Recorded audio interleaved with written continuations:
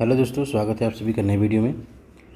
आज का मेरा टॉपिक है, देखिए हम प्री की तैयारी करें या फिर मेंस की। बहुत से बच्चों का ये सवाल होता है कि हम सर पहले प्री की तैयारी करें या मेंस की। मैंने पहले की वीडियो में देखा हुआ है कि सभी लोगों ने कमेंट किया हुआ है कि सर हमको बताइए पहले हम प्री की तैयारी करें या फिर मेंस की तैयारी करें। तो आज इस वीडियो में हम इसी के बारे में बात करने वाले हैं, ठीक है। इस टॉपिक को हम ऐसा क्लियर करेंगे कि आपको अब आगे से और कोई वीडियो देखने की ज़रूरत नहीं पड़ेगी या फिर किसी और से सवाल करने की ज़रूरत नहीं पड़ेगी कि आपको पहले प्री की तैयारी करना है या मेंस का करना है या दोनों का करना है या फिर कैसे क्या करना है स्टेप बाय स्टेप। तो देखिए हम यहाँ पर कुछ पॉइंट लिखे हैं, जैसे प्री की तैयारी, मेंस की तैयारी, समय कितना देना है, कब प्री करना है और कब मेंस की तैयारी करना है, ठीक है। ये टॉपिक लिखे हुए हैं। तो सबसे पहले मैं ये बताना चाहता हूँ कि देखिए तैयारी शुरू कहाँ से करनी है, ठीक है। कुछ लोग का सवाल ये भी होता है कि शुरू कैसे करें। तो मेरा सबसे पहले ये कहना है कि आप सबसे पहले NCERT पढ़िए, ठीक है। NCERT पढ़ेंगे तो आपका क्या क्लियर होगा, इससे आपका इससे बेसिक क्लियर हो जाएगा, ठीक है।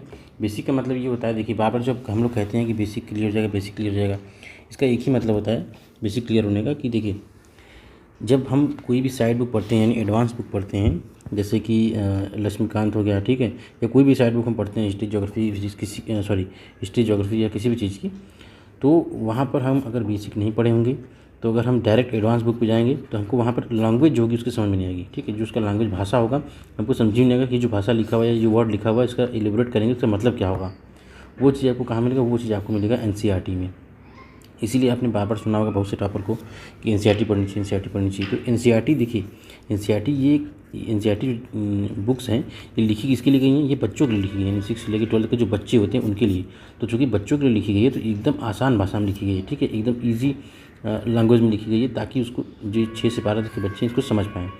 तो अब कहने का मतलब ये समझिए कि आप UPSC की तैयारी कर रहे हैं और अगर 6 से 12 तक के बच्चों की किताब पढ़नी तो ये कितना आसान होगा आपके लिए। अच्छा, इसमें भी कुछ लोग सवाल करते हैं कि सर हम 6 से लेकर पढ़ें कि 12 कि 9 से 12 तक पढ़ें कि 10th 11th एंड 12th पढ़ें। ये हम अगले टॉपिक में कवर करेंगे, लेकिन फिलहाल आपको मुझे बता दें कि शुरू कैसे करना है। तो शुरू आपको NCERT से करना है। तो जब आप NCERT कंप्लीट कर लेंगे, ठीक है, NCERT कंप्लीट कर लेंगे तो उसके बाद आप आ जाइएगा एडवांस बुक पे, ठीक है। एडवांस बुक जब NCERT कंप्लीट होगा तो एडवांस बुक जो है आपके साइड बुक्स हैं उस पर आप जब आएंगे तो अब वहाँ पर आपकी जो कन्फ्यूजन थोड़ा सा होगा कि अब चूँकि आपने NCERT तो आपको पढ़ना ही था, चाहे प्री पढ़े चाहे मेंस पढ़े, आपको तो पढ़ना ही था, आपने पढ़ लिया। अब यहाँ कन्फ्यूजन ये क्रिएट हो रहा है कि हम पहले प्री की तैयारी करें इन एडवांस बुक से या फिर मेंस की तैयारी करें। तो देखिए मेरा जो अपना अनुभव रहा है, मेरा जो अपना एक तर्क रहा है, मेरे अकॉर्डिंग आपको मेंस की तैयारी करनी चाहिए। कुछ लोग कहेंगे नहीं पहले प्री की करेंगे, मेंस का निकाल के क्या करेंगे, प्री पहले निकलेगा ही नहीं। मैं आपको ये बताना चाहूँगा यार बच्चों, देखिए जो मेंस होता है वो आपको पता है कि ये डिटेल होता है, ठीक है। इसमें आंसर राइटिंग होता है, डिटेल होता है, इसको डिटेल में पढ़ना होता है। प्री जो होता है वो एक्चुअली फैक्ट बेस पे होता है, ठीक है, फैक्ट क्वेश्चंस होते हैं। तो कहने का ये मतलब है, देखिए जब आप मेंस पढ़ेंगे इन डिटेल में एकदम हर चीज़ को पढ़ेंगे, चाहे वो आपका जियोग्राफी हुआ, चाहे हिस्ट्री हुआ, चाहे पॉलिटी हुआ, अगर आप इसको एकदम पूरा डीपली पढ़ेंगे इन तीनों सब्जेक्ट को, या जो भी सब्जेक्ट हैं अगर डीपली मान लिया पढ़ लेते हैं, जो फैक्ट क्वेश्चन आएंगे आपके यहाँ से वो आप एकदम 100% उसको कर जाओगे, ठीक। तो अब ये जो आपका क्वेश्चन था, ये दोनों, इन दोनों में सबसे पहले आपको किसकी तैयारी करनी है, मेंस की। इस बात को एकदम क्लियरली ध्यान दीजिए कि आपको मेंस की तैयारी पहले करनी है। ये जो प्री है ये ऑटोमेटिकली कवर हो जाएगा, ठीक है, ऑटोमेटिकली। जब आप मेंस की तैयारी कर रहे होंगे आपको पता भी नहीं चलेगा कि हम प्री की तैयारी कर लिए। बस आपको करना क्या होगा, जब देखिए जब मैंने क्वेश्चन लिखा हुआ है ना कि कब प्री की तैयारी करना है, जैसे हम मेंस की तो बता रहे हैं मेंस की तैयारी करेंगे तो हम प्री की कब करेंगे। जब मान लीजिए कि आपका 1 तारीख को एग्ज़ाम है तो उसके 1 अगस्त को मान लीजिए एग्ज़ाम है, हम एक उदाहरण के तौर पर लेते हैं, तो आपके ठीक 2 महीने पहले, ठीक है, यानी कि 1 जून से आप प्री की तैयारी स्टार्ट करिए। अब आप कहेंगे कि सर हम मेंस की तैयारी कर लेते तो प्री की तैयारी करेंगे कहाँ से। आपने जो ये मेंस है, ये मेंस का जो नोट्स बनाया हुआ है, ठीक है, जो नोट्स बनाया हुआ है आपने मेंस का, इसी को आपको रिवाइज करना है इन 2 महीने, ठीक है, जून, जुलाई और अगस्त में तो मान लीजिए आपका एग्जाम पड़ेगा ही। मैं उदाहरण की तरफ डेट लिया हूँ, डेट का कोई फिक्स नहीं है, तो आपको रिवाइज करना है। अब आप कहेंगे कि सर इतना लंबा हम रिवाइज कैसे करेंगे, 2 महीने में कैसे मेंस का पूरा कोर्स रिवाइज होगा। आपको रिवाइज पूरा मेंस नहीं करना है, जो कि आप मेंस तो पढ़ ही चुके हैं, ठीक है। कहने मतलब पढ़ने का ये मतलब नहीं होता कि आप केवल पढ़ लिए हैं, बस कोटा पूरा कर लिए। देखिए आप तैयारी कर रहे हैं तो आप मन से किए होंगे, मैं ऐसा मान के चल रहा हूँ। तो आप मेंस पढ़ चुके हैं, अब चूँकि आपके पास 2 महीने बचे हुए हैं प्री की तैयारी के लिए, आपको करना बस ये है कि देखिए हमेशा जो है आपको मॉक लगाना है, ठीक है। ये बात ध्यान में दीजिएगा, मॉक टेस्ट ये बहुत इंपॉर्टेंट होता है। मॉक ये 2 महीने, ठीक है, 2 मंथ्स आपको डेली मॉक टेस्ट लगाना है। डेली कम से कम 2 मॉक, ठीक है, डेली कम से कम 2 मॉक टेस्ट लगाएंगे तो आपका जो कन्फ्यूजन है वो एकदम क्लियर हो जाएगा। कहने की ये मतलब जब आप डेली 2 मॉक टेस्ट लगाएंगे तो आपको ये मालूम चलेगा कि जो क्वेश्चन पूछे जा रहे हैं वो क्वेश्चन कहाँ से पूछे जा रहे हैं।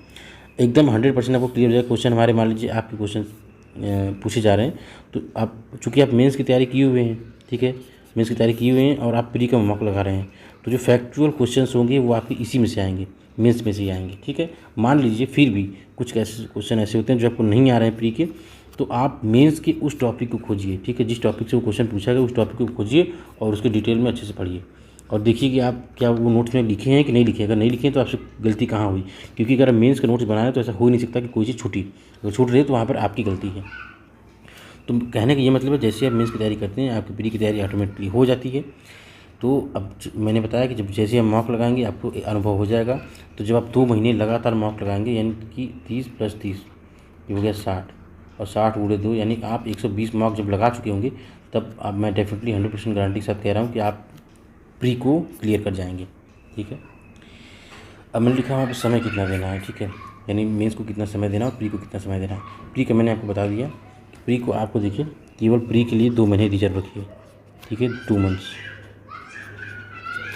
मेंस की जब आपकी तैयारी हो जाएगी 100% तैयारी मान लीजिए आप मेंस की कर चुके हैं, पूरी बुक जो भी थी ऑल बुक्स, ठीक है, ऑल बुक्स जो भी थी एडवांस वाली NCERT वाली सब आप पढ़ चुके हैं।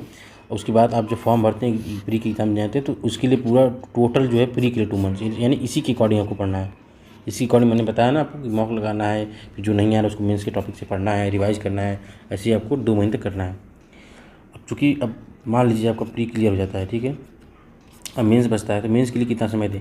देखिए मैं आपको इतना ये बात क्लियर करना चाहता हूँ कि UPSC में जो ये टाइमिंग होता है ये बहुत लोग कन्फ्यूजन करते हैं कि कितना घंटा पढ़ना चाहिए, कितना टाइम देना चाहिए। मैं आपको बस इतना कहना चाहता हूँ कि आप अपने अकॉर्डिंग टाइम सेट कीजिए। कहने का मतलब ये है कि कोई बच्चा 10% भी पढ़ता है उसको समझ में आता है, कोई 100% पढ़ता है तब उसको समझ में आता है, तो हर बच्चा एक बराबर नहीं होता। आप अपने आप को अनुभव कीजिए। आप कहेंगे हम सर कैसे आके अपने आप को, तो सर सिंपल सी बात है, आप मॉक लगाइए, मॉक टेस्ट लगाइए, ठीक है। मॉक टेस्ट मान लीजिए प्री का लगा रहे हैं तो आपको मालूम हो जाएगा। अब मेंस के लिए क्या करें, तो मेंस के लिए आप देखिए प्रीवियस ईयर की किसी भी एडिशन की एक बुक आती है उसमें जिसमें पिछले सालों के सारे क्वेश्चंस होते हैं, कौन से क्वेश्चन पूछे गए थे, उनको आप पढ़िए और देखिए। मतलब मेंस की तैयारी जब कर लेते हैं उनको पढ़िए और देखिए आप उसको सॉल्व कर पा रहे हैं कि नहीं कर पा रहे हैं। अगर नहीं कर पा रहे हैं इसका मतलब कि आपको टाइम ज़्यादा देने की जरूरत है, और कर ले रहे हैं इसका मतलब आपको टाइम कम देने की जरूरत पड़ रही है। तो ये आपके ऊपर डिपेंड करता है कि आप इसको कैसे रखते हैं।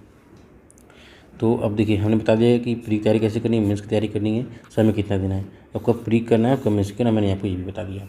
अगर फिर भी आपके मन में कोई डाउट रह जाता है कि सर हम कैसे तैयारी करें कैसे नहीं करें, तो आप मुझसे कमेंट में क्वेश्चन पूछ सकते हैं, मैं आपको बताऊंगा। लेकिन मैं फिर आपको ये कह रहा हूँ कि आप किसी के बहकावे में मत जाइए। ये मेरा पर्सनल अनुभव एक्सपीरियंस है कि आप मेंस की तैयारी कीजिए, ठीक है। और मेंस की तैयारी स्टार्ट कहाँ से करना है मैंने आपको पहले बता दिया कि पहले NCERT स्टार्ट कीजिए, NCERT स्टार्ट कीजिए, उसके बाद आइए एडवांस बुक पे, एडवांस बुक पे आएंगे, उसके बाद आइए आप मॉक टेस्ट पे, ठीक है। मॉक टेस्ट भी मेंस की तैयारी आपको हो जाएगी तो प्री की उसमें ऑलरेडी आपको होती रहेगी, आपको पता भी नहीं चलेगा। जब प्री की तैयारी एग्जाम रह जाएगा 2 महीने, ठीक, 2 मंथ जब लेफ्ट रह जाए तब आप प्री को 100% दीजिए, यानी इसके टॉपिक को छोड़ दीजिए, बस इसका मॉक लगाइए। और जो टॉपिक आपको नहीं आ रहा है, जो क्वेश्चन इसमें से छूट रहे हैं आपके, उस मेंस के सिलेबस में आपने जो नोट्स बनाया हुआ है उसमें इसको कवर कीजिए। आपका मैं बता रहा हूँ 100% सिलेक्शन हो जाएगा। कुछ लोग का सवाल है कि सर NCERT में कौन कौन सी किताब पढ़नी, कौन कौन सी छोड़ना है, कौन कौन सी नहीं, पुरानी पढ़ना है कि नहीं पढ़ना है, क्या पढ़ना है, उसको मैं नेक्स्ट वीडियो में कवर करूँगा, ठीक है। तो मेरी नेक्स्ट वीडियो उसी पर आने वाली है, उसको मैं उसमें कवर करूँगा। फिलहाल के लिए बस इतना ही। अगर आपको फिर भी कोई क्वेश्चन रह जाता है तो आप कमेंट करके मुझसे पूछ सकते हैं, हम आपको अगली वीडियो में या कमेंट में आपका जवाब दे देंगे, ठीक है बच्चों।